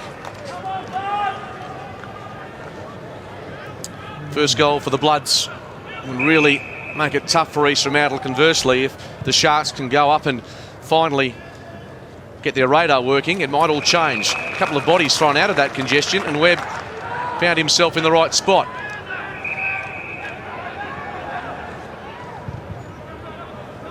Kicks a high ball. Oh, Dodd had to stand underneath that, and he did it pretty well. O'Brien, now McGough. They're starting to get some run. The forward line is open. Having to spoil on that occasion was Henson, close to the line. Perham is there, so to Anderson. And this is why the turnover happened inside attacking 50 for West. Just seeing here. Yeah, look, there's a little bit in that. I think there was a little bit in that by Webb. You would have liked that one, Baz. Yeah, that was all right. Ferguson back in defence. Wasn't worth a free. No. It's never worth a free kick. Switches on. And Webb, who will be scrutinised, I guess. The video will be looked at. Let's put it down to the emotion of a grand final. Okay, like State of Origin Rugby League, shall we? Yep. Okay. O'Brien getting really busy here. Stephen going forward, kicked shallow again, and Ferguson, I think 3 or 4 times in this quarter, East Fremantle have completely butchered the footy. It's the one area where West Adelaide have really dominated the game is those intercept marks, time after time. That, you know, that's probably Ferguson's 4th intercept mark for the game. O'Brien stands in the way again. East Fremantle desperately just hoping now inside 50. Thompson couldn't take it. Tippett in a spot of bother. And he goes to the deck with East Fremantle at least getting a stoppage. Those 2 entries that East Freo just had, that's what they can't do. No, They've got to run and carry the football at West Adelaide's defence. They can't just bomb the ball in long. They've got to score, and they've got to score fairly quickly in this quarter. By doing that, it's just continually playing into West Adelaide's hands. And there's the intercept marks, 12-6 for the game, Baz. And it's good positioning from West Adelaide, but East Fremantle are just kicking the ball to them. They are. It's really smart play from West Adelaide, but I reckon it's more the fault of East Fremantle more than it is good positioning. Hancock, hand passing to space. The ball is trapped underneath a few bodies, and West Adelaide pretty thankful for that, because if East Fremantle, the coaching box looking on anxiously, can just get that goal, this match completely opens up, at least from a Sharks perspective. Well, I think we've seen through the midfield what sort of footy they want to play. They want to get on quick now. They've got a bit of urgency about him around the centre of the ground. Just got to fix up that ball use going forward. Lots of numbers pushed back for the Bloods, and so the numbers again are with East Fremantle. Cooper with the Shepherd allows Bayliss to gather. Has to be precise with the kick, and he is. Finds Dodd. Centering ball, Schmidt in best position. Young, an important hand. Now Curley off a standing start, 50 out. Again, it doesn't have the right direction with the ball, and that scoreline, it's almost embarrassing now, 1-11. Well, I think that look tells it all. He's frustrated, there's no doubt about that. He's obviously instructed him at half-time. We heard what he told his players at half-time. They just haven't carried that out, unfortunately. Talk about all sorts of stats in footy, but the most important one is on the scoreboard for East Fremantle. No doubt. You can win every statistical category known to man. You look at Hawthorn's grand final last year, they won everything, every category, and they still lost the game. Still 12.5 minutes to play. They might get there. In behind. In behind's the way they're attacking here. Short chipping ball is okay. Now DePayne. Question is whether he has the range in his leg. I don't think he does. He's looking to pass his football off to start with. Where's Brett P? Because he's the one that can go the distance if he gets behind him. So that's okay. I prefer that than actually using their footy brain, using their footy smarts, not coughing the ball up, not bombing it straight to West Adelaide defenders. I prefer this. Now you've got a shot on goal. Andrew Stephen, massive kick in the context of this grand final. 11 disposals. Can he add a goal to that tally? He'll have to kick at 50. Make sweet contact. He's hit it superbly. East Fremantle are right back in this grand final. Well, that is big. That is a big kick. He's a defender, usually, Baz, so It's a terrific kick, but exactly what you said. It's the East Freo player knew he couldn't go the journey there. Yep. Gets that football to a player, a teammate that he knows can go the journey. Very, very smart play. Instead of just bombing to the goal square and having another rush behind, able to get the football there and get the goal. Lowering the eyes. Yeah. Simple as that on that occasion. East Fremantle pushing forward again. They've got all the momentum. They've had it for most of this second half. Now Cronin, he likes his chances. Pops it high though. Almost the take there by Howlett. And that's been an important move forward because at the end of the day... He's out of the target. Absolutely. He's out of the target. Someone who can get the football to ground. He can take a mark as well. Peake gathers and just couldn't get the balance right. And so, again, they nudge a little closer. We spoke to the East Fremantle officials before the game. They said 8 goals wins the game. I'm not sure they meant combined. I'm just praying for Golden Point, boys. I think 5 goals might win the game at this point. Schmidt in the back pocket. Blood supporters getting very nervous now. Still, terrific use of the body.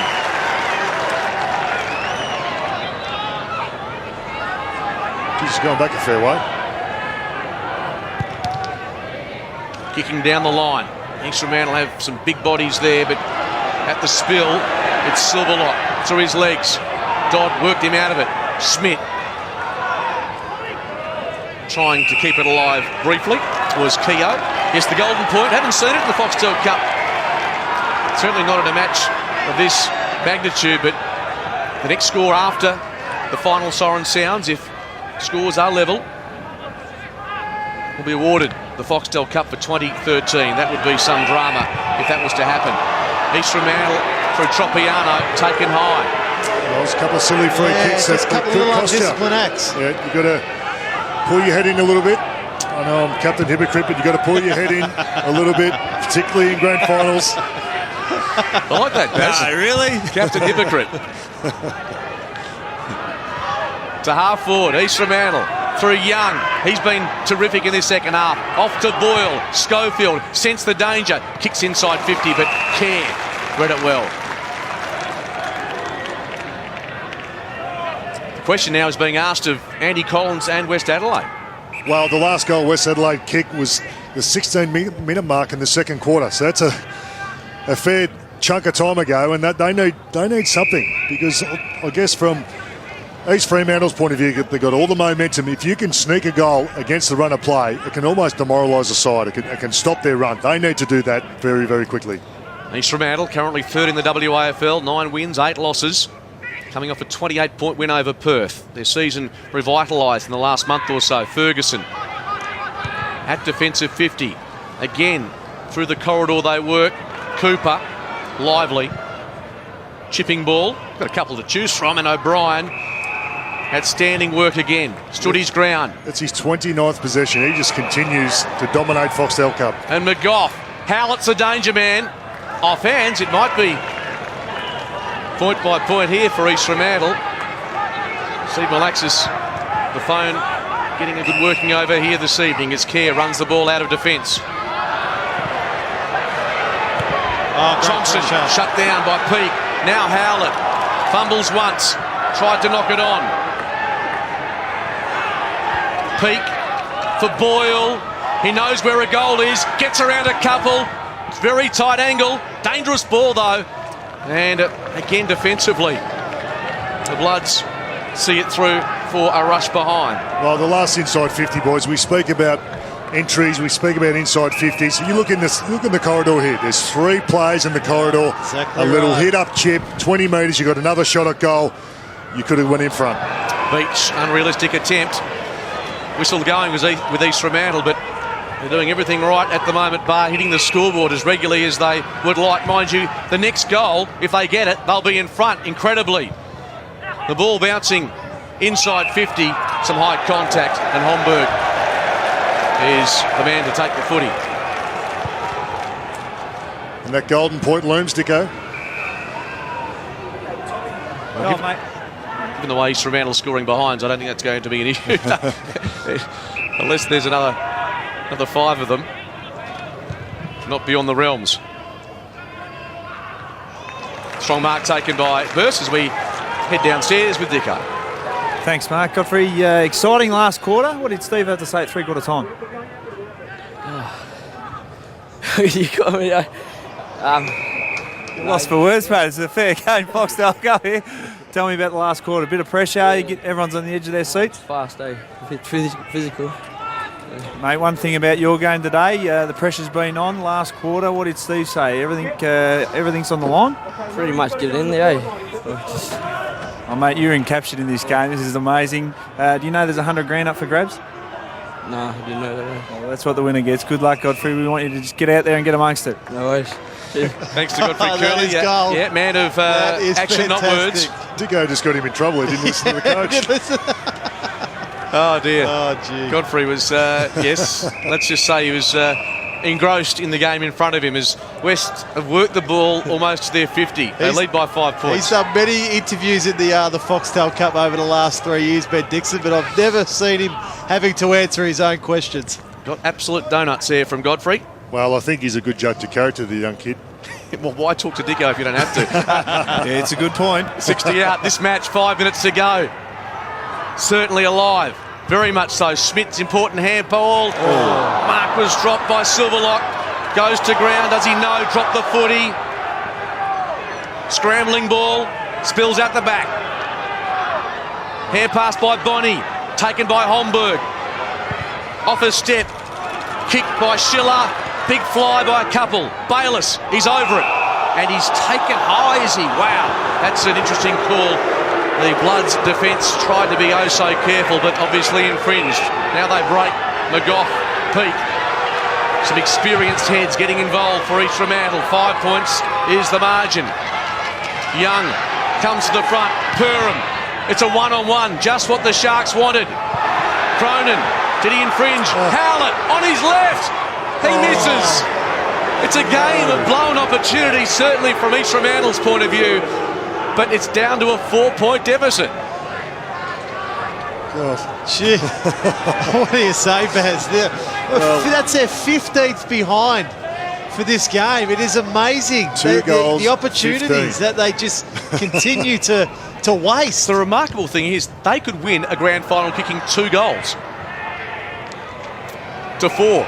And West Adelaide with the ball. 3 minutes and 55 seconds remaining. Well, what do you do here, Baz, if you're West Adelaide? Do you start putting numbers back, or do you go for that final goal? Because at the moment, East Freo are just doing all the attacking here. Well, they've been putting numbers back. They've just got to ice the clock. They've got to keep possession of the ball. Try and ice this game a little bit. Take the momentum out of it. That's all they can really do. They've been putting numbers back already. Dodd thumps it. Going to ground, a couple of players. The hand pass, untidy, allows Reid in. Good composure. On his left. Ball wasn't great though. Strong mark taken by Tuck. 3 minutes and 15 seconds to play. That's what he's got to do. Just slow the game down. Take a bit of the sting out of it. Maybe too early to try to not do that. 85% to 15 in favour of East Fremantle. Time in the forward half.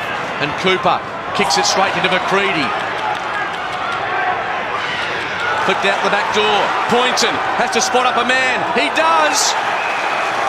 And Rankin can soak up some time, but most importantly, if he's accurate, it makes it really tough for East Fremantle. This could be that killer I was talking about. All the momentum to the other side. You turn around the other way against the run of play and sting him with a goal. It can be demoralising as a side if you work your backside off and not get reward. I think he's worried about the distance here, Rankin. Taking a long run up, and hopefully from West Adelaide's point of view, trying to get some momentum as he hits the 50. Huge kick. Right foot, doesn't have the legs. Off hands. And still a goal may well win it for East Fremantle. Howlett has gone back to defence for at least the kick in. 3 Bloods fly. Boyle is there. Brought it back in. McCready ties him up. How can you be 17 shots at goal to 12 and be behind? It's an amazing game. Behind is the operative word, Barry, unfortunately. But there are a chance here through Boyle. who runs, delivers to half forward, crunching pack, comes to the front, going to ground was Curley. Great desperation by Holmberg, on top of him DePayne. And this grand final is going right down to the last second. 1 minute 48 seconds to play. And this is the important part. If East Fremantle win this contest, they can't blaze away. They can't kick long inside 50. West Adelaide have got numbers back. Schmidt taken off the footy. Comes to Tropiano. DePayne, hurried ball.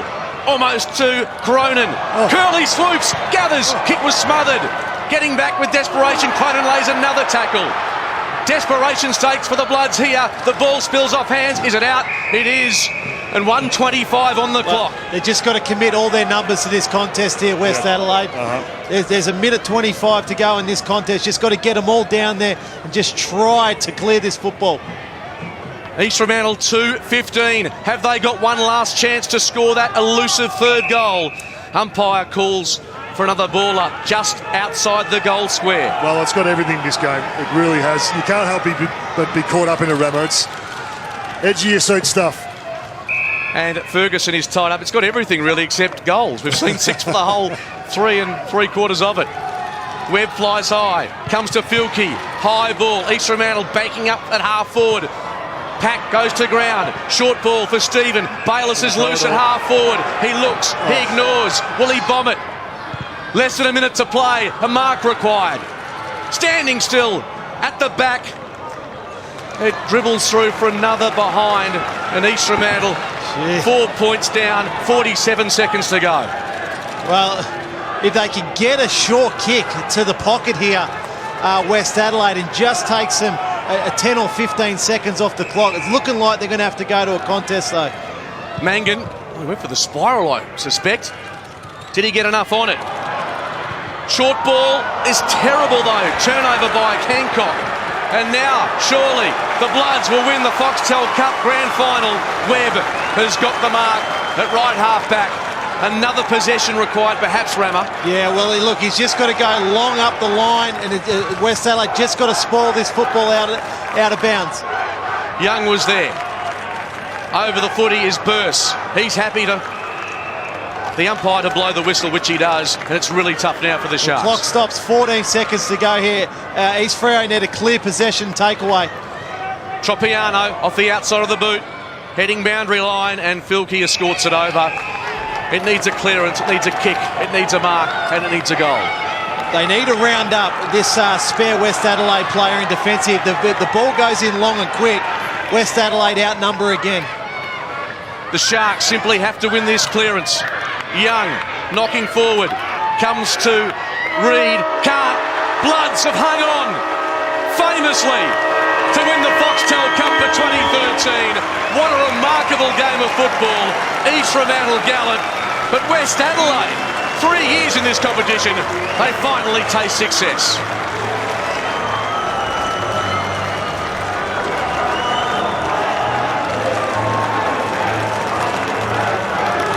Well, look, congratulations to West Adelaide. Look, they hung on in the end, but they did everything right. They committed numbers back in that last couple of minutes of the game, and they just held the fort because East Fremantle, they had all the momentum. 18 scoring shots to East Fremantle, 2 goals, 16. 18 scoring shot, just could not capitalise. But all credit, and I said it early in the game, goals early in the Foxtel Cup are absolutely critical. And West Adelaide got those 4 goals in the first half. They were held goalless, Mark, in the second half. So a terrific effort. We knew this game was going to be a high-pressure contest, and it didn't fail to deliver. A terrific contest, and played in great spirit by both these teams. The margin 4 points. Outstanding effort by West Adelaide, runners-up in the SANFL last year. 3 seasons in the Foxtel Cup, and Ben Dixon is downstairs with one of the key players of tonight's grand final win. Thanks, Mark. Chris, what a feeling. A bit of pressure in that last quarter. Yeah, it came in pretty hot there after half time, so we were lucky to get away with the win. Did it the hard way. Colour at three-quarter time, a little bit nervous the way East Fremantle just kept pressuring, and just obviously couldn't capitalise on the scoreboard. Yeah, you're right. They came out firing in the second half with a lot of intensity, and we were lucky enough to hold on, but we played well, so went on to the boys. We'd be more excited, mate, because $100,000 has just gone in the skyrocket. Do the players see any of that? Yeah, I think the boys will see a bit of that, so it'll be a good footy trip, I think. So, beautiful. Right, well, fantastic, Chris. Now, Hawley, I think you've caught up with another West Adelaide player. Yeah, thanks to Well, Tucky, what a hard, tough, tight contest. Yeah, well, when you were East Freo, we're a tough team, and coming back like that, they really put us under the pump. But full credit to the boys, we held on. Well, there was probably opportunities in the end. They didn't take theirs. You took yours. That's where the game was won and lost. Yeah, greasy footy all night, like last time we played, and you just got to capitalise on the opportunities, and we did a little bit more. Now, got a little bit heated at three-quarter time. You were right amongst it. Can you tell us a bit about it? Just protecting the teammates, mate. That's how it is. So, that's the way it went, mate, but all good, all above board. Well, congratulations. Well done. Cheers, Baz. One of the best players for the Bloods in the Foxtel Cup, Travis Tuck. Now, Adam Remenauskas, East Fremantle, held goalless in the first half. West Adelaide held goalless in the second half. Name a team that's won a premiership or a grand final held goalless in quarters 3 and 4. Very rare. Very, very good question, but at the end of the day, it doesn't matter. All that matters at the end of this game is the result. It's 4 points to West Adelaide. They're the champions. Back to Ben Dixon with Shane Burse. Thanks, Mark. You played in a draw in your AFL career. Looked likely at the end there, but pretty happy. Yeah, mate. It's good to get across the line. We're probably lucky that they kicked so bad, but at the end of the day, it's good to have a win and a bit of silverware for the club. Tell us in the last couple of seconds there, that stoppage, do you know exactly how much time was on the clock? We knew there was around the 18-minute mark to 20-minute mark, so we just tried to lock it up as much as we could. And, to their credit, they fought it out. At half-time, we had a pretty handy lead, and they come out and really took it to us, and we were just lucky to hang on in the end, so it's good. We'll go and enjoy it. There's only 100K you've just won, so Shane, go and enjoy it tonight. All right, thanks, Dicko.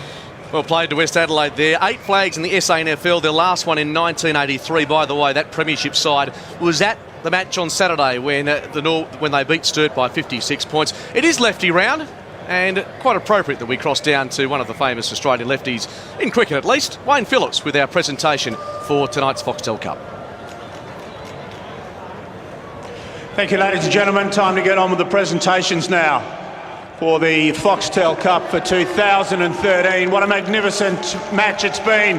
Congratulations to the Bloods, and similarly, congratulations to the East Fremantle Football Club, the Sharks. A great event.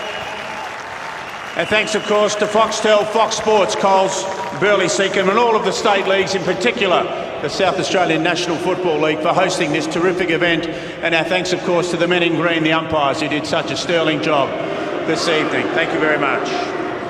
If I can, please, I'd ask the captain of the East Fremantle Sharks to come forward, Mark McGough, to say a few words. Thank you, Mark.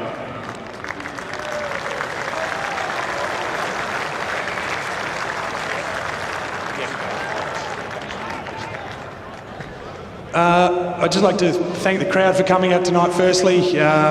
Congratulate West Adelaide, they're our best team, and a good physical, strong team. And it was a grand final-like experience, and it was very tough, so congratulations, guys. And good luck for the rest of the year. I just want to thank Foxtel for the competition. It's a great experience, and it's one that our boys enjoyed immensely. And just like to thank, and probably across the board, the support staff, the coaches, even the players who've had to take time off to come over here and perform. And we've had a great time, so thank you very much. Thank you, Mark. Mark McGough there, the skipper of East Fremantle. We now have the presentation of the Coles Best On Ground medal. The award has been selected by our Fox commentators tonight and will be presented by former champion Barry Hall. The winner of the Coles Best On Ground award tonight goes from the Bloods to Chris Schmidt.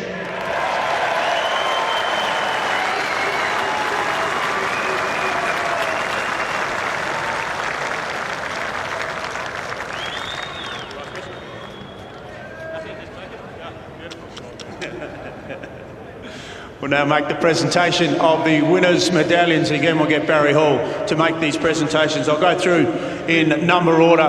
And the last will be, of course, the skipper and coach of the Bloods. Number 3, Shane Burse.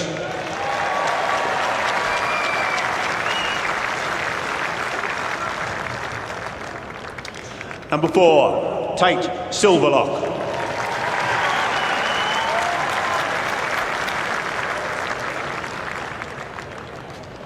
He wears number 5 and did it so very well there. Best on ground, Chris Schmidt.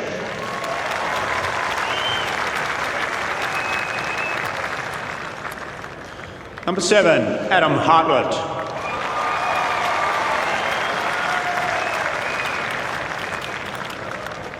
Number 9, Aaron Filkey.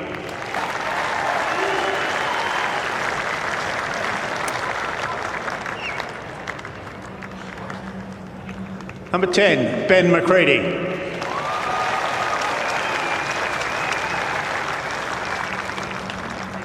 Number 12, Joel Tippett.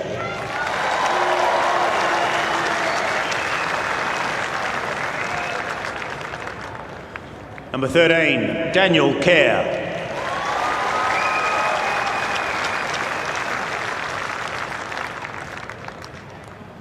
Number 14, Jonathan Beach.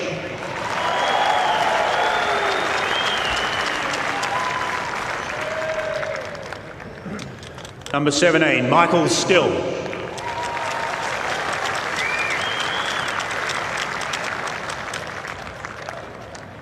Number 18, Travis Tuck.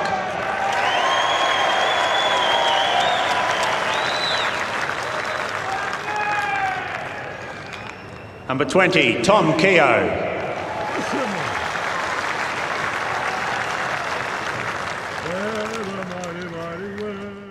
Number 21 is Matthew Rankin.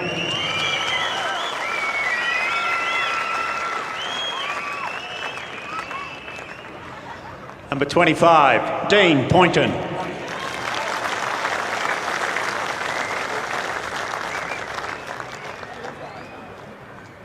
(26) Daniel Webb.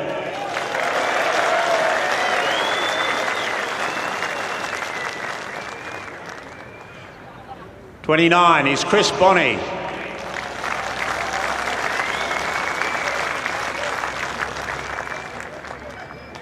Number 30, Nick Homburg.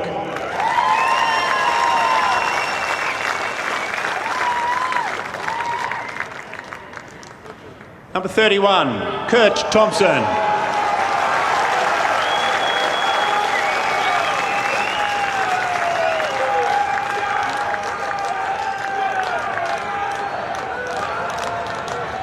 Number 34, Josh Schiller.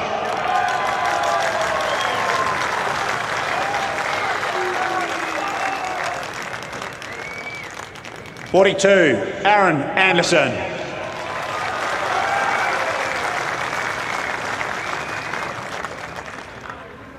(43) Brad Mangan.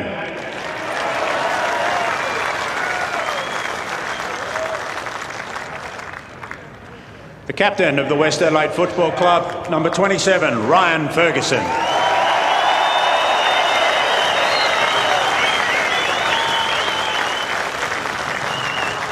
And the coach of the Bloods, Andrew Collins.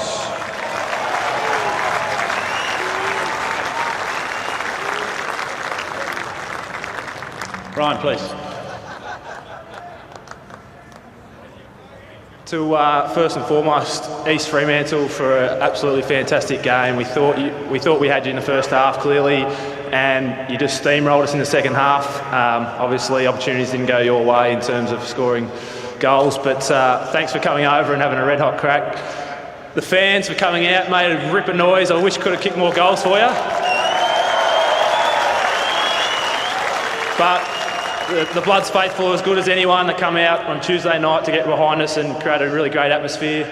The support staff, coaches, everyone that puts on the show tonight and for all 3 games that we've played in this competition, thanks a lot. Our boys for a funny old game and a scrappy old win. Well done. We got the GF in the end. And obviously to Foxtel and to Coles for putting on a competition that we set out to do really well in. Last year, we got taught a lesson by Claremont and we wanted to come back bigger and better and take it all away. We did that. So well done, boys.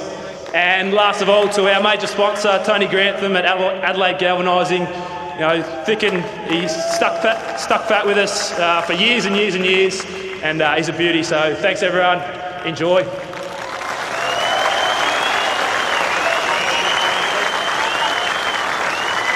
Ladies and gentlemen, as Barry Hall makes the presentation to Ryan and Andy Collins, the winners of the 2013 Foxtel Cup, the West Adelaide Football Club, the Bloods.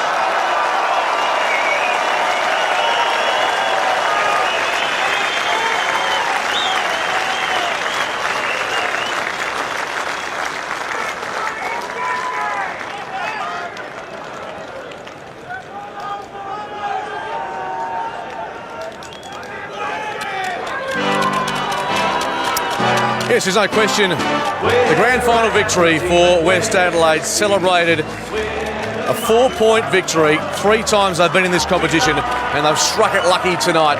They beat Port Melbourne, Claremont and now East Fremantle to take home the trophy and, importantly, the $100,000. Good group of supporters have come out tonight as well as Ryan Ferguson and the team celebrate what was a terrific performance. Quite a strange game of football, Adam Ravanauskas. Well, a really strange game of football. It's just a huge pressure game. The tackling numbers were quite significant for both sides, and you know, particularly that frantic last quarter. The pressure applied by both sides. We're seeing the highlights here.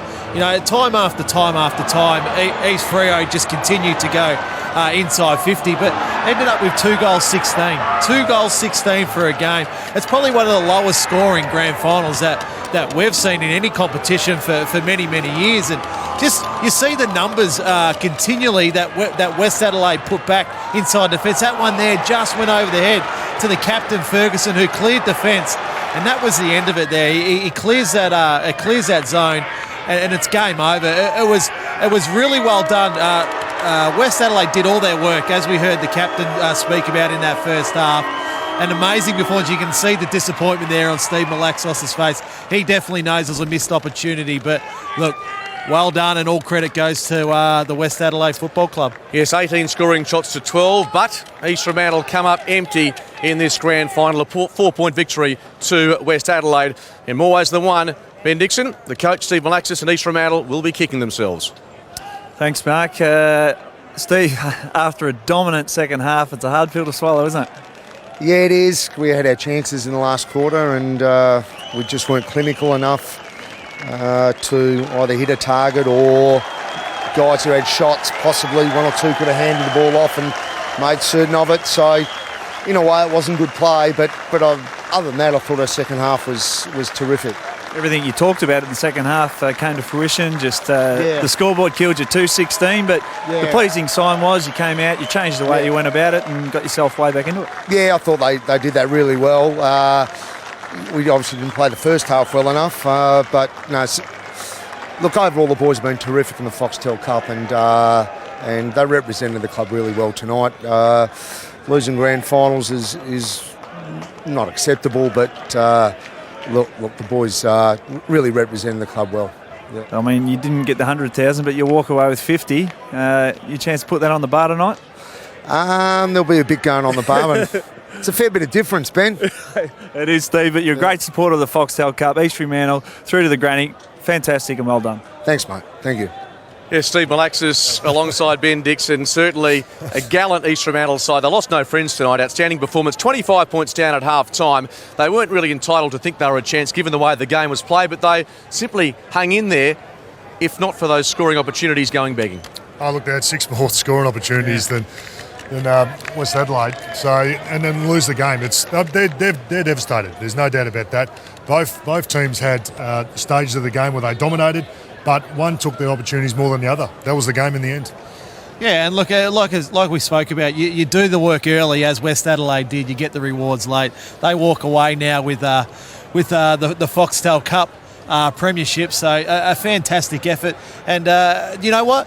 They were fantastic through this entire competition. That first win, Dicko, against Port Melbourne at the MCG was really significant, I thought. Yeah, it's a big one. He's pretty focused individual, Colo, throughout the Foxtel Cup. But Steve Malaxos, he's fantastic in defeat. But they played in perfect conditions tonight, Mark, after 2 monsoonal games they had. So, I mean, it's a great effort. They can walk away with 50,000. Hard to believe 4 goals has been enough to win this season's Foxtel Cup Grand Final. What an outstanding competition it has been. Have to say, even though it was a strange game of footy, possibly the best Grand Final we've seen of the 3. Oh, look, I thought it was hugely entertaining. I know it wasn't high scoring, but the pressure and just that's what you want out of a grand final. So competitive. Well, it's been great bringing you the Foxtel Cup for 2013 from the team here at AAMI Stadium. Look forward to your company in 2014. But for now, the Foxtel Cup is coming to South Australia and West Adelaide. 4-point winners over East Fremantle.